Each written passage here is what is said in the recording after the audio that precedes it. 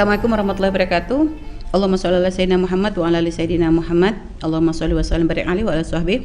Ini hamba Allah ingin bertanya, Bu ya, apakah tradisi hataman Al-Qur'an dengan model online atau daring dalam grup WhatsApp dengan masing-masing anggota baca per juz mendapatkan fadilah keutamaan khatmil Quran?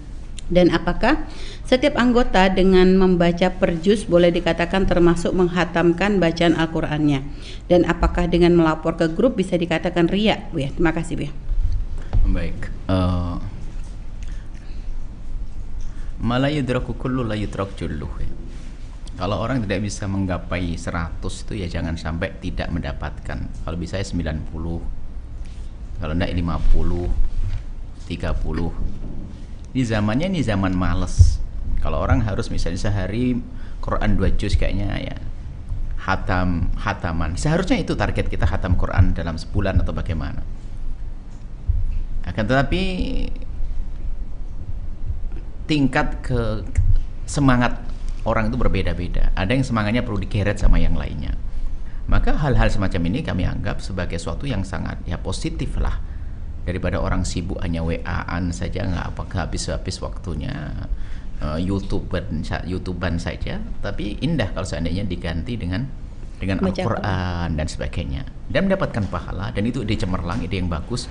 Perbandingannya bukan Anda yang setiap hari ngapalin Quran ngulang Quran 5 juz, bukan. Ini perbandingan bukan itu. Perbandingan orang yang sama sekali jauh dari Al-Quran, dibawa kepada Al-Quran, sangat luar biasa, istimewa. Yang punya ide ini akan mendapatkan pahala sangat besar. Akan tapi apakah pahala? Iya, dapat, jelas. Apakah dianggap sebagai orang khatam? Enggak. Karena dalam istilah menghatamkan Al-Quran harus membaca dari awal sampai Kalau sambung menyambung, saya 1 juz, Anda 2 juz, ini adalah satu kita ini memang khatam, tapi untuk saya tidak. Secara dohirnya juga tidak, batinnya juga tidak. Adapun masalah pahala dapat dong, karena saya tidak membaca, yang baca orang lain kan.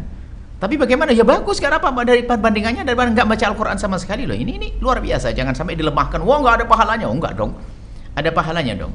Kalau diniatkan untuk ihda'us thawab itu bisa, Bu ya? Sama bisa, khotam, boleh. Kan istilahnya kadang khotam Quran untuk ihda'us thawab, tapi satu orang baca 1 juz begitu, boleh saja. Yang demikian banyak. Ada orang meninggal dunia kemudian dibaca Al-Quran, kan begitu ya? Iya, Bu. Nah, jadi ya boleh saja.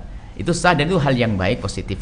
Akan tapi hakikatnya tadarus itu kan yang ada Sayyidina Nabi dengan malaikat Jibril dan sebagainya. Kemudian para sahabat itu kan bukan saya baca lalu Anda ngelanjutin, enggak, saya baca, Anda mendengar. Lalu Anda membaca bacaan yang sama, saya mendengar.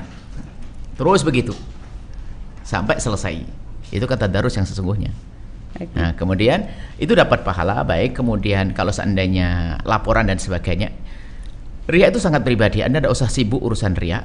Yang penting Anda berusaha untuk meningkatkan ibadah karena Allah. Nanti riya akan tersembunyi, terkubur secara otomatis. Nanti kalau belasan riya akhirnya nggak ikut grup itu, sudah nggak ngaji.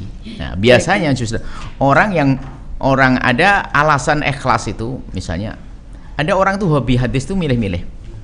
Si pelit itu, orang yang pelit dan pemalas itu senang hadis seperti itu. Yang malas ibadah tuh senang hadis riya, anti riya. Oh, ibadah aja kok dipamer-pamerin, ditunjuk-tunjukin. Oh, dia pemalas dia sebetulnya. Balik senang hadis macam itu.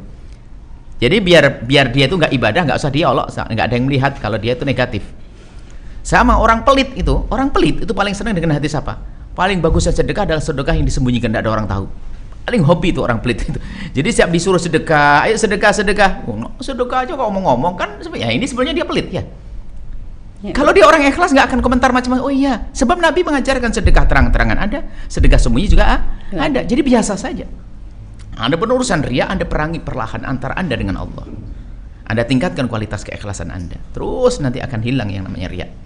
Baik seperti itu. Jadi nggak apa-apa. Itu adalah satu hal yang baik. Kembangkan. Semakin banyak, semakin gede pahala Anda. Zamannya baru. Kalau kata guru kami apa? Ini zaman banjir ini. Banjir media sosial. Ini nggak bisa kita bendung. Jangan, nggak bisa. Tapi cara satu-satunya jalan adalah membuat aliran-aliran. Digunakan untuk apa sih yang positif tuh? Jadi kalau hari banjir, coba bayangkan hari banjir kita baru membuat bendungan, nggak bisa, hancur. Tapi kalau sudah hari banjir, kita buat aliran air biar nggak ngenang di situ. Jadi buat program-program yang bagus. Kadang harus nyebur, mau buat YouTube, buat media sosial, ngikut di situ, ngadakan program-program acara yang bagus. Itu adalah kecerdasan di zaman ini. Karena kita harus bikin aliran air. Bendungan jangan urusan dengan media sosial, jangan. Nggak bisa, hancur tuh bendungan. Seperti itu. Allah alam bisawab. Sahabat Al-Bahjah TV, setelah menyaksikan video ini, jangan lupa bersolawat kepada baginda Nabi Muhammad.